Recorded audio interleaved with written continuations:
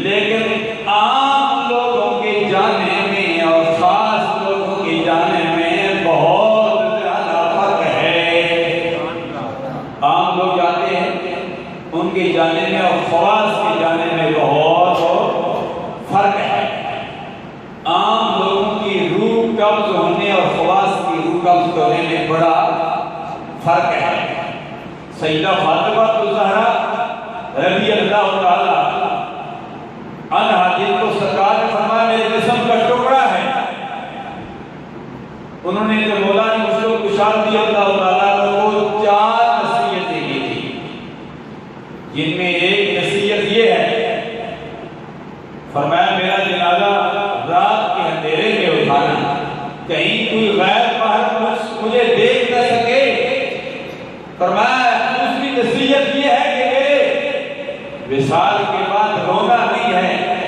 کہیں میرے شہزادوں امام حسن اور امام حسین کو تکلیف نہ پہنچے۔ اللہ اللہ، آپ نے 4 نصیحتیں دی، اور یہ نصیحت اس لیے کی کہ رات کے اندھیرے میں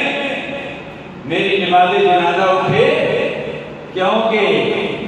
میں نے رب ذوالجلال کی بارگاہ میں یہ دعا کی تھی، اور یہ رب ذوالجلال نے سیدہ فاطمہ الزہرا کی دعا کو قبول کیا۔ فرمایا یا اللہ،